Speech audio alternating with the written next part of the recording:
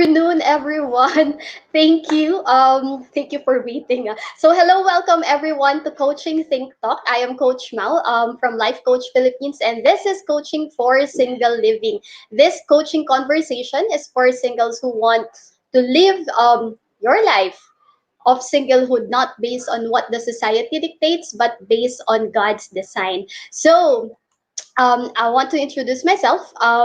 I am also one of I am a certified life and mental health coach, and one of Master Coach is Master Builder Apprentice. And also, I am proud one scholar of Master Coach A in her public speaking class, and also I'm one of the directors of Decaf Coffee Republic. Decaf Coffee Republic is the home of certified life coaches where inspiration begins and transformation happens. So it is also a coaching hub, and we give 24 by 7 coaching services on demand. So I am also on a mission of building a tribe of 1 million single women living the single life free from baseless insecurities, a life of significance even while waiting for your significant other, and um, a life that is a life that has strong relationship leadership, or you can prepare and become the best version of yourself as you wait for the right relationship that you want to have, and as you wait for your Mr. Right. So thank you so much for joining me live today, and please leave your digital footprints by letting us know where you are coming from today. So please do tag a friend and circulate this video who might be in need to help us more people and reach out more individuals who might be in need of what I'll be sharing for today. So tag your single friends in the comment box, and tag your friends, your classmates, your relatives in the comment box. And you may also give some shout outs to people you want to greet and reach out with some inspiring message. And if you are watching this on a replay, so please do comment hashtag replay. And I am streaming via FB page of Life Coach Philippines and YouTube channel Coach AI Connect. If you are new to our platform, so please like, follow, and subscribe.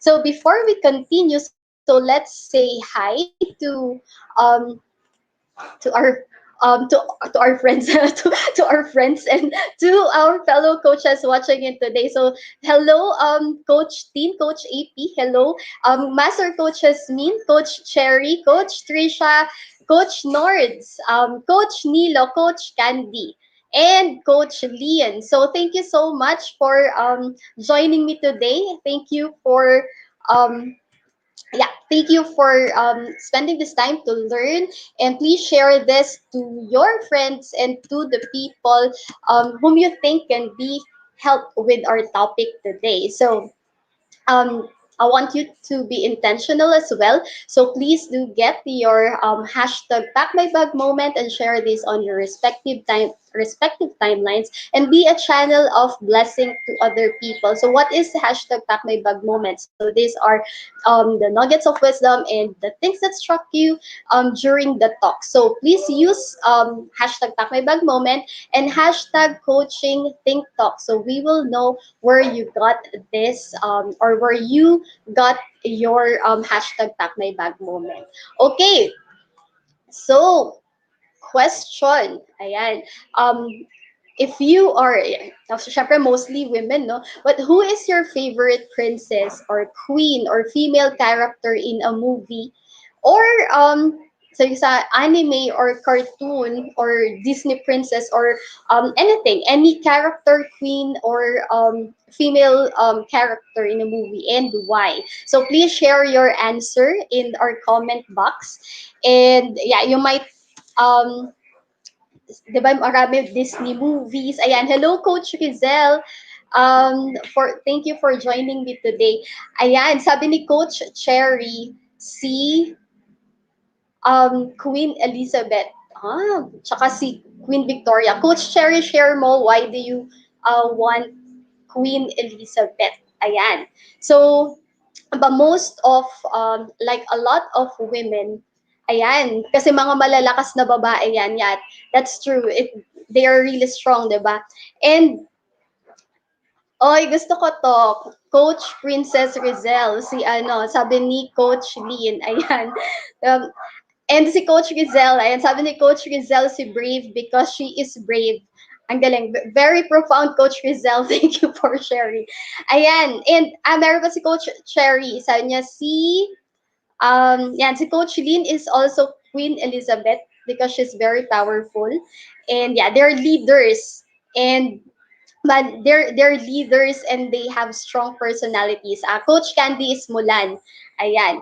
And the most of yeah, if you're going to ask like syempre iba-iba yung ano iba-iba yung preference, no? But what I love about what your answers as I read it, diba? The very reason why you love those characters, the princess and the queens that you have mentioned, and the characters so that you have shared is because of their character and because they are brave. So today I will be sharing with you another queen, and she is one of the women from the Bible. So she's Queen Esther, and I'll share with you her story, and I'll share with you 5 lessons that singles can learn from her life. Okay, so sino ba si Queen Esther? And bakit ba isa siya sa mga importanteng character or isa sa mga importanteng tao sa Bible? Ano ba yung significance ni Queen Esther? And ano yung significance ng lessons that we can learn or the significance of her life um, in our time today? So, let's begin. Ayan. So, si Queen Esther, I'll share with you 3 things about her. So, these 3 things is based on the book, Women of the Bible, Women in the Bible. So, yan, yung her character niya, she is an orphan in a foreign land. She displayed great courage in the midst of crisis. So, first, she's an orphan in a foreign land. So, she was an orphan and she was adopted by her um, older cousin named Mordecai. So siya yung laki na kay Esther. And she displayed great courage in the midst of crisis. So prior to risking her life, I'll share more of this later. Prior to risking her life for her people, she humbled herself by fasting and then put her considerable beauty, social grace, and wisdom in the service of God's plan. So Esther is one of the prettiest. She's the prettiest. Kung merong unang um, beauty contest na nangyari nung time nung time no nung nasa Old Testament pa, yun yung sinalihan ni Esther and siya yung nanalo doon. And her sorrows and yet to learn that her husband, the king, had unwittingly placed her life and the life of her people in jeopardy. So before we go to her sorrow, so Queen Esther, so diba, inadopt nga siya ni Mordecai. And then there was a king, he is King Xerxes. And during that time, he has a wife, and her name is Queen Vashti, if I remember it right. And then gusto niya kasi na ipagmalaki yung wife niya na sobrang pretty ni Queen Vashti. However, Queen Vashti refused to um, disobeyed him and refused what he wanted to do. So he asked the eunuchs, he asked the advisors during that time, no, his advisors. And then what the advisor said is i-divorce mo yung queen kasi pag hindi mo diniscipline a lot of people, it will have significance in the people that they will also disobey their husband. So what he did is he divorced the queen, his wife that time, because the queen disobeyed him, and they search for um the wife. Now they search for the new queen. So yung kaya sabi ko sa inyo kanina, kung merong unang pageant ng Old Testament, yun. So lahat ng single women, merong mga representative that went to every region um in the place, no, and then they looked for the prettiest women, single women and virgins during that time, and then dinala sila sa isang lugar. Tapos isa sa pinakamaganda talaga si Esther. So nung nakita siya nung nagka-qualify gustong-gusto talaga si Esther na. And then so they're prepared for that, and then they have like whole year to prepare before they will meet the king. So lahat 'yon, lahat sila, they have 1 year to prepare before they will meet the king. So just imagine, no, maganda na siya, but he still needs to prepare. And even as a single woman, 'di ba? If embrace that you are already beautiful. Diba? That's already given. You are beautiful. But it doesn't mean that you will not prepare for um, the one that you are praying for. You will not take care of yourself because you are already beautiful. But in the first place, diba, andun na yung beauty. So we'll discuss that further later on. And then next is her sorrow. So what happened, diba, nung nakita siya ng king? So na-inlove na-inlove agad, 'di ba? Nagandahan talaga sa kanya yung king during that time. And then she was chosen, like above all the women, she was chosen as the queen. And during that time, ayan, um, so one of the officials of the king, but his name is Haman, and dahil nagalit siya kay Mordecai, gusto niyang ipapatay lahat ng Jews. And Queen Esther learned about that. So ito yung sorrow niya, that her husband, the king, had unwittingly placed her life, because she is a Jew. She's one of the Jews, but the king didn't know that she is a Jew. But because of that, because of Haman, he wanted to kill every Jew.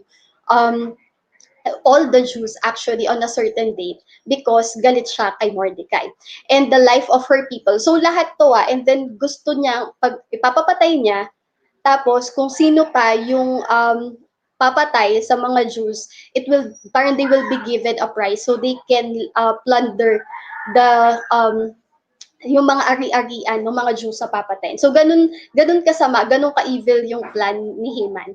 And her joy, ayan, to watch mourning turn to celebration once Jews relief from their enemies. So that's exciting how her sorrow turned to joy. So let's continue the story later. And ayan, so what are the 5 lessons that we can learn as single woman from Queen Esther? So what are the lessons that we can learn from her? Okay, so first is let your inner beauty shine. So as I've said earlier, you as a woman is already beautiful. You are beautiful. Diba? Pag nakita mo ba yung sarili mo sa salamin, sinasabi mo ba na ang ganda-ganda ko? Wow! Gusto ko, try nyo ngayon. Sabihin mo sa sarili mo ngayon, di ba? I'm beautiful, I'm beautiful, I'm beautiful. Right? When you look at yourself in the mirror, can you say and can you see the beauty inside of you? Can you see how beautiful you are created? Can you see how valuable you are? Because you are beautiful. And your beauty is not anchored in what the society dictates. Because right now, in our society, di ba, ang description ng maganda, dapat maputi ka, dapat matangkad, dapat ganito, dapat singkit mata, and dapat walang pekas, walang peklat, makinis, ganyan. And all of those things. And kaninong standard yun? That is the standard of the society. And also, your beauty is not based on how many people admired you. Kung ilang tao na ba nanligaw sa'yo, nagkagusto sa'yo, or nag-turn ng head kapag dumadaan ka. Or kung ilang relasyon na ang nagkaroon ka, or ilang relasyon na ang naging meron ka all throughout your life. Or ilan na ba yung nag-ask sa'yo ng date? Ilan na ba yung regalong natatanggap mo tuwing Valentine's Day? So your beauty is not based on that. But your beauty is based on how God has created you. And it is based in your inner in your inner in your character, in your heart, not just your physical appearance. Have you met someone na ang ganda naman, pero dahil sobrang sama ng ugali, hindi siya maganda? 'Di ba? Because the beauty radiates from within. But ginawa nyo ba yung sinabi ko kanina? Sabihin nyo sa sarili nyo na I am beautiful. Sabihin niyo pa ulit-ulit, and how do you feel? Do you really feel that you are beautiful? Do you see your beauty? Do you recognize your beauty? And how do you see yourself? Baka kasi, hindi naman talaga yung society yung nagsasabi na pangit ka. Baka mismong ikaw yung nagsasabi na hindi ka maganda. At ikaw mismo yung nagsasabi na hindi mo matanggap yung sarili mo dahil yun yung nakikita mo. So nakikita mo ba yung kagandahan na meron ka? Do you recognize your own beauty? Do you recognize how beautiful you are created? Do you recognize your potentials? Or mismong ikaw ang nagsasabi na hindi ka maganda? Because it's not what the society tells you or tells who you are about you, or tells about who you are, and hindi yun yung nagmamatter eh. Pero mas malakas kasi yung boses kapag ikaw yung nagsasabi sa sarili mo na hindi mo gusto yung sarili mo at hindi ka maganda. Do you see yourself in the light and in the lens of the Creator? Do you see? How do you see yourself? How do you see how do you see yourself? And diba we always say that we become relationship leadership is um becoming the best version of yourself. And perhaps you are one of the person na how can I become a better version of myself and the best version of myself, and hindi ko nga gusto yung sarili ko in the first place. So maybe is this is the beginning, loving yourself and seeing yourself through the lens of the Creator. That is the beginning of everything. Because more than the physical appearance, it is your heart that radiates. It is your soul that radiates. It is your character that shines. And let your beauty shine. Let your beauty shine. How do you want to be remembered by other people? Hindi lang sa physical na kaanyuan ba, nasusukat ang kagandahan. Pero nasusukat yun sa kagandahan ng puso mo. And how beautiful is your heart? Sino ba yung laman ng puso mo ngayon? At ano ba yung laman ng puso mo? Sabi sa Bible, out of the overflow of the heart, the mouth speaks. So when you speak, ano yung sinasabi mo na nagre-reflect ng laman ng puso mo? And do you see yourself beautiful? And how do you see yourself? Through the lens of the Creator, through the lens of God who has created you. So that's number one, let your inner beauty shine. Ayan. So before we proceed to number two, no, I remember na lagi sinasabi ito ni Coach Lynn, ba nakakaganda ang life coaching, and it is true. Why? Because life coaching is a process of um, transformation, no? And it helps you really see your own value, your own self, and love yourself for who you are. Because in the first place, you are already beautiful. So imagine, no, just imagine if Queen Esther, ba, lahat sila nagsasabi ang ganda-ganda niya, like even the king, when the king saw her, nakita agad ng king na ba na kung gaano siya kaganda at siyang pinakamaganda sa lahat. But just imagine if she didn't see her own beauty, what could have happened? Paano ko sinabi niya, hindi na lang ako sasali dito, di ba? Or in the from the very beginning, she embraced the beauty that she has because she knows that she is beautiful. And not based on daming kinuhang, 'di ba? Daming kinuhang contestants, pero um siya pa din yung nag-stand out. And then secondly is embrace your destiny. So God places us where we need to be in order to fulfill our mission in life. So when she was made queen, si Mordecai, the leader of the Jews at that time, nalaman na nila na backstory, si Mordecai and prior Esther being a queen, so they have heard that people will annihilate or kill the king. So because they heard that, sinumbong nila sa king, tapos na parusahan yung magpapapatay sa king. So, and it just passed. And then Esther became queen. And then when Esther became queen, and then, di ba si Mordecai kasi, si Haman is one of the officials of the king. And then he wanted na everyone bows to him. Si Mordecai hindi nagbow sa kanya. So napikon si Haman. So kaya nagalit siya sa lahat ng Jews. So ipapatay tong lahat ng Jews na to kasi hindi marunong gumalang, 'di ba? Hindi marunong gumalang to si Mordecai. So yun yung yun lang yung reason kung bakit niya gustong ipapatay lahat ng Jews. 'Di ba? Napakaliit na bagay. And because of that, Mordecai told Esther na ito yung sitwasyon. And during that time, Esther was so scared. Sino ba namang hindi matatakot, 'di ba? Sasabihin sa iyo na uy, ipapapatay lahat ng Jews. At ito yung narinig ko at ito yung gagawin nitong taong to. At ito yung role na gagawin mo. And Esther gave like different kung merong creative avoidance, na creative avoidance din si Esther. And ang dami niyang excuses kay Mordecai.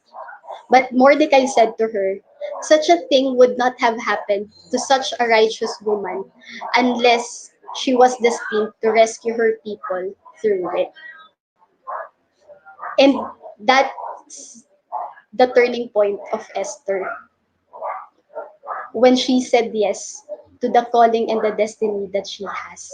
Because God has put her to be the queen to save her people. And it's not an accident. And same with you. Wherever you are right now, it's not an accident that you are there. So it may be sometimes uncomfortable. A lot of stretching are happening. I mean, mas okay umupo sa comfort zone. Mas okay na chill-chill lang kasi mas komportable. But God is calling you out to do greater things. God is calling you out because you are called and you are placed in that situation to rescue other people, to do your mission. But what are you doing right now? Are you embracing your destiny? Or are you giving excuses to the one who have called you? And Esther, she said yes, not to Mordecai, but to God. So what is it that you are living for right now? Perhaps you are in a situation or in a journey right now that you are searching. That yes, you have you're living your single life. You think you're living your single life to the full. You have your full-time job, you have your friends, you party, you have your time, you spend time with people, you party all night, but when you go home, there's still an empty space in your heart. So what is it that you are living for? Are you okay in your current state right now that you just wake up, work, and go home? Spend like take a vacation on a weekend and sleep again and then do the routine every day. What is it that you are living for? And next question there is, what is it that you are willing to die for? Is your life right now something that is worth dying for? Is what you have right now worth dying for? Is your purpose, is your life? Ano yung worth dying for na to pag tinuloy ko to, okay na. 'Di ba? Kahit mamatay ako bukas, I know I have fulfilled it. I know I'm complete. Or are you in your single life or are you in your single journey and you just go with the flow, but you know that something is missing. You want to get married because you think it will fulfill you, but I'm telling you it will not. Because the space in your heart is not cut out for another person to feel, but it is cut out for the mission that God has given you that you have to fulfill. And then third, so you have part to play.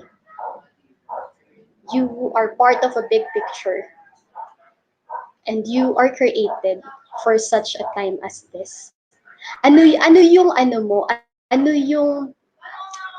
for such a time as this moment mo?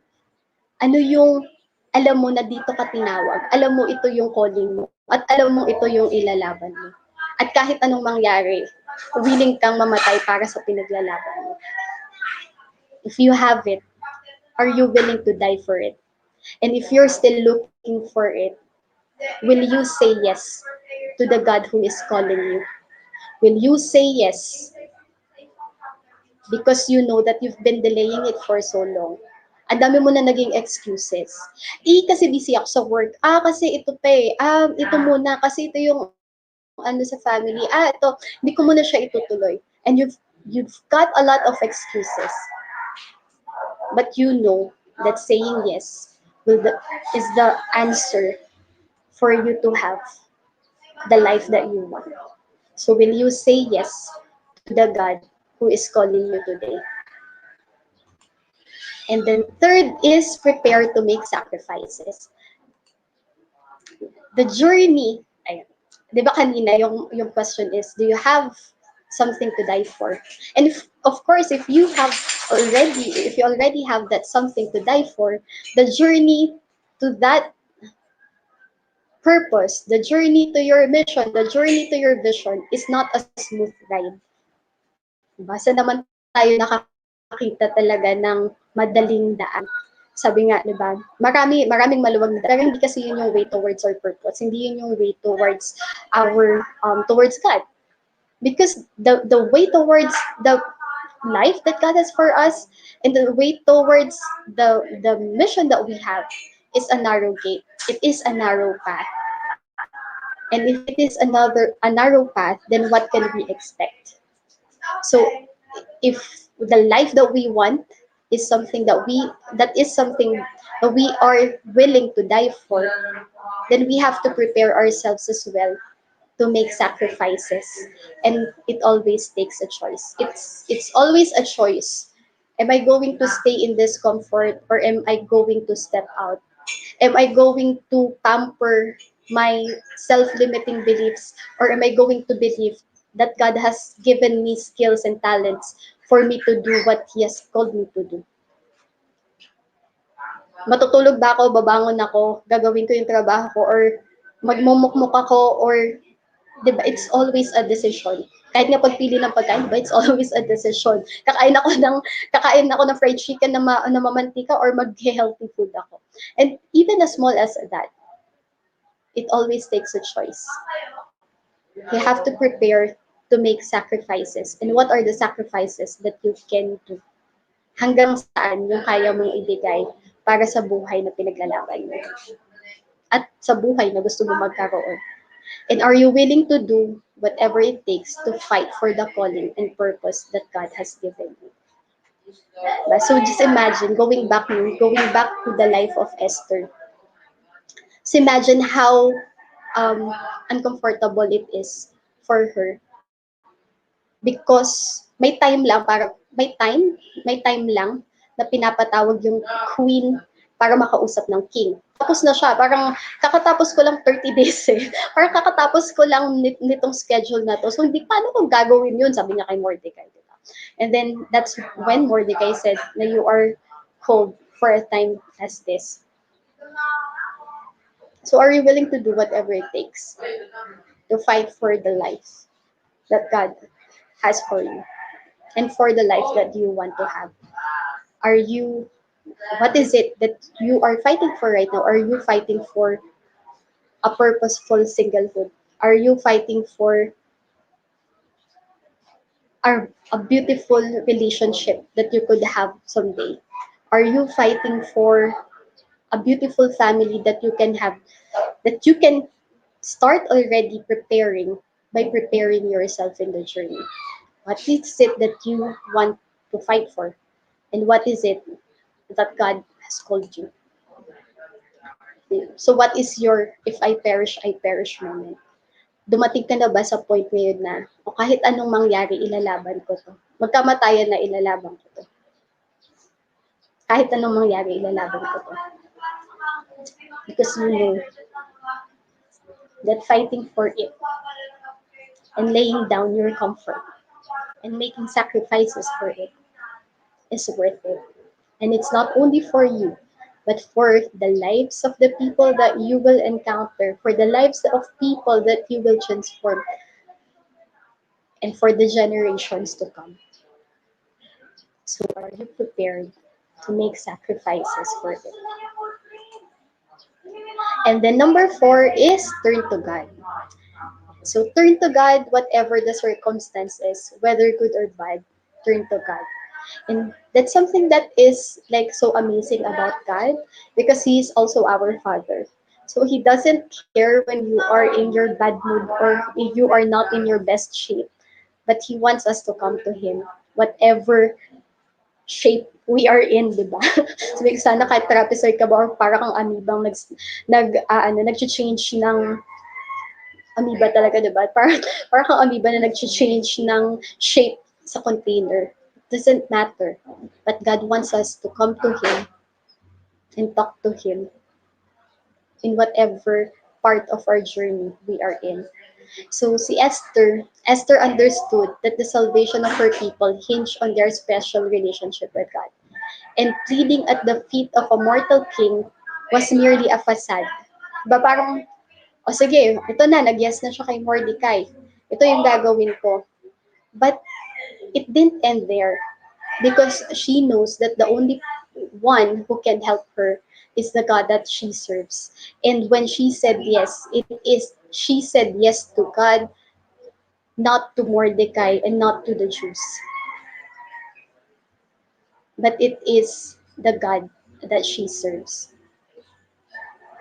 So she first get in line with her creator before she went out to meet God's creation or the king. Yun yung una niyang pinuntahan, si God. And how is your relationship with God? So battles are won kneeling down. And do not miss any encounter of miracles with God in your journey. So, di ba, minsan, alam mo yung feeling na para kang ini-stretch. Alam mo yung parang kang ini-stretch, tapos parang, Lord, di ba, parang, pwede bang hindi? But you also know that there's no turning back because it's more costly to turn back. Do not miss your opportunity to encounter God in the journey, to meet Him and witness His miracles for you, no matter how big or small it is in other eyes, in the eyes of other people, it doesn't matter because it is a personal encounter between you and God. Get in line with the Creator first, then with His creation. But that's what Esther did. Sila muna ni God. Sige, di ba, kaya niya pinag-fast. Sabi niya kay Mordecai, sige, mag-fast kayo. Sabihin mo rin sa lahat ng Jews, mag-fast sila. Mag-fast kayong lahat and then magpa-fast din ako before ako pupunta sa king. So that's what she did. She turned to God. And how are you in your season of singlehood right now? Or Lord, naiinip na ako. Naiinip na ako, di ba? Tulungan na kaya kita. Because of that, you did a lot of things that have caused and that resulted to guilt, shame, and further wounds in your heart. But that's the past. And we go on the next point. That's already the past. If you did that in the past, then never lose hope. Because there you still have today that you can act and decide what do you want and what kind of tomorrow do you want to have. So never lose hope.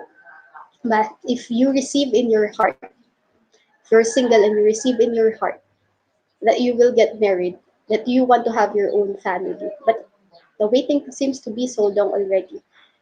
Kahit sabihin mo na hindi na ako mag-aasawa but you feel grumpy.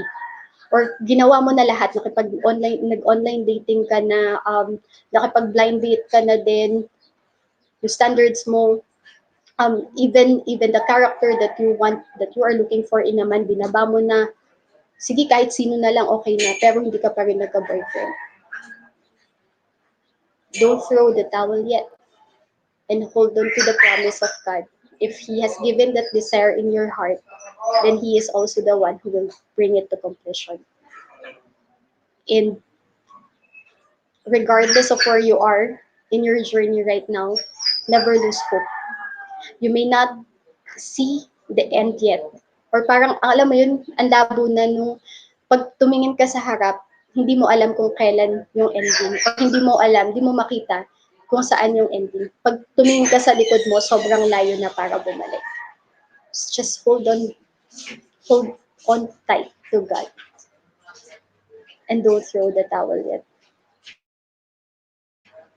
Maybe uncomfortable, maybe full of discomfort. Like knowing yourself is already as discomfort, diba? And stepping out into something that you do not know or something that is unsure is already a discomfort. Embracing your pain is already a discomfort. Embracing your shame is already a discomfort. And even forgiving yourself is already a discomfort. But if that's holding you back to move forward, then isn't it worth it to do it right now? Isn't it worth the sacrifice right now to do it? Ano yung compared to what you will get at the end of the journey, and comparing it to what you have right now, isn't it um isn't it worth it? And next is, where is your hope anchored? Kanino ba kasi naka-anchor yung hope mo? And that is, so going back to Esther. So when everything else is done no kay Esther na right now meron talagang I forgot the term, pero merong celebrate sa Israel na festival in honor of what happened to what Esther did. Yeah, Purim. So Purim, they call it Purim, and then they celebrate it in honor of what God did during the time of Esther and how God saved. And according to one of the commentaries in about Esther's story, one of the reasons why they documented it, because they want to say that no matter how hopeless your situation may seem, never lose hope. Ba? Kahit gaano pa ka-imposible yan, never lose hope. And we are, if we're going to like have a parallel on that in our single life journey or singlehood journey, sometimes it's not sometimes, but it is like that. And the preparation of meeting the one that we are praying for, the one that when I say the one that we are praying for, it doesn't um necessary na may isang tao ka talaga na pinagpe-pray. Kasi baka naman yung pinagpe-pray mo, sinabihan ka na ni God na hindi, di ba? Tapos makulit ka pa din at pinipilit mo pa din. So, hindi siya specific to one person. But what I'm saying is that you're Mr. Right. The right person that God has set apart for you. And the journey towards that is hindi lang siya preparation ng physical, hindi lang rin siya preparation ng financial, but it takes a lot of preparation to get there, to get to the point that you already become the best version of yourself and become the right person for the one that God has set for you. Si kung prinsesa ka, tapos ang hinihingi mo kay God, alipin, syempre hindi pwede yun. Anak ka ng Diyos, tapos ang hinihingi mo, anak ng demonyo. So malamang hindi pwede yun, di ba? In the process of getting there, of getting to the relationship that you want, that you are preparing for, is a journey.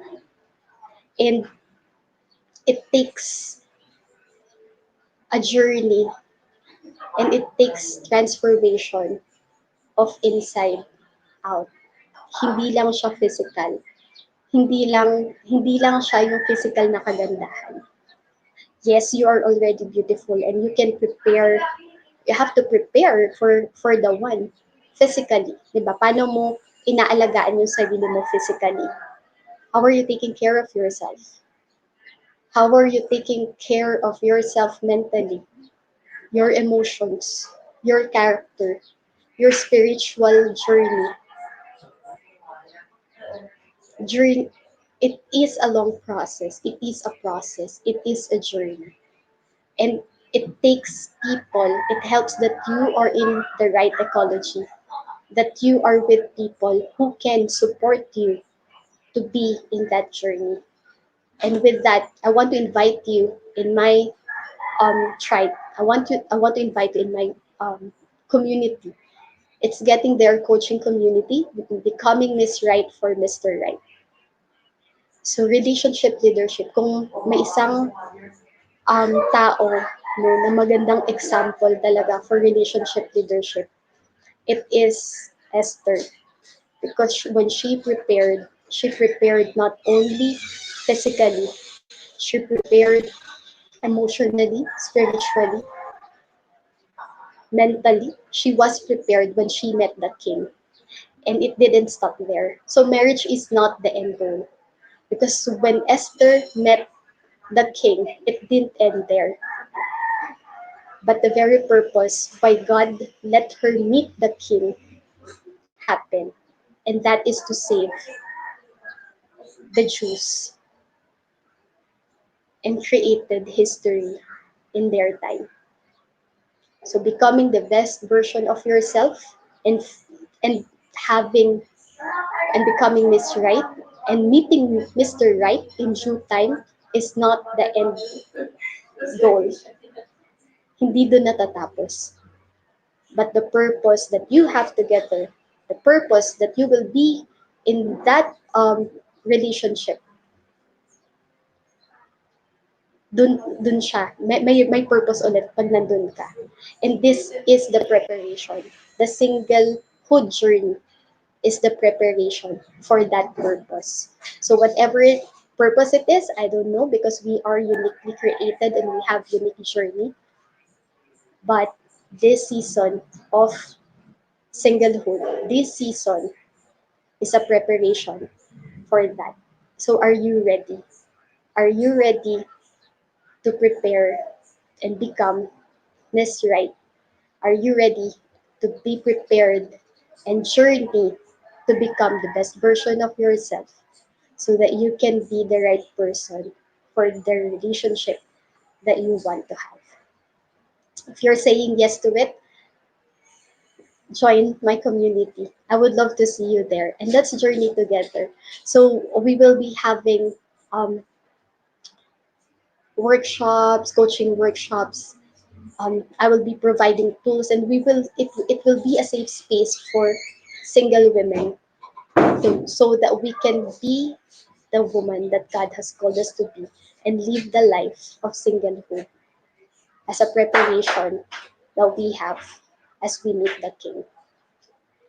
Okay, so as I end this conversation, so let me invite you to be part of what we are doing as an organization of professional certified life coaches. So do join us again tomorrow for another coaching conversation with Coach Sean for coaching for same parenting at 10 a.m., Coach Nords for coaching for intentional living at 2 p.m., and Coach Phoebs for coaching for self-literacy at 4 p.m.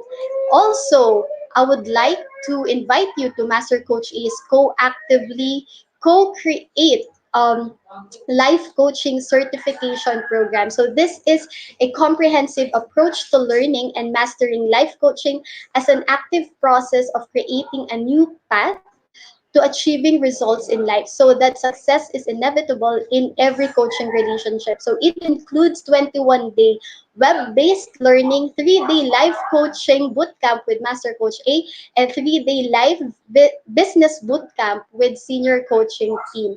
So the program package also comes with many other bonuses. So connect with Coach Rizal through 0917-586-1661 to discover the opportunities waiting for you in the profession. So we will also have live coaching 101 this evening at 7 p.m. So if you are already registered, we'll see you in the class. If you missed to register, then you can inquire with Coach Rizal on when will be the next run.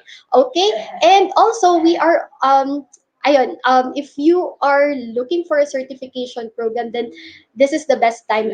Inquire with Coach Rizal. We are already going through the 21-day journey, and the all of the materials and the equipping, the live coaching call that Master Coach A gave. It's really like superb. It will really equip you for the mission, to accomplish the mission that you have. So if you know that you are called for a mission, then connect with Coach Rizal at 0917-586-1661. Okay, so if anything of what I've said to you, or anything that I've shared today resounded to you, so you may connect with me and let's discuss this further. Connect. Let's continue to connect. You may join the community or message me at 0917-903-8155, or email me at coachmaumestic@gmail.com. My Facebook account, you can send me a personal message in my Facebook account. So that's Maureen Mestica, or my FB page, that's Coach Mau. And join my community. It's getting there, coaching community, becoming Miss Right for Mr. Right. So I'll look forward, and I'm looking forward to connect with you and to discuss with you or share with you. Let's talk. Let's have a discovery session and coaching session as well. All right. So once again, this is Coach Mau from Life Coach Philippines for Coaching Think Talk. Coaches like us think and talk like this. This is us in the Philippines. Love, bam, boom. Love, bam, boom. Love, bam, boom. Thank you. See you next week.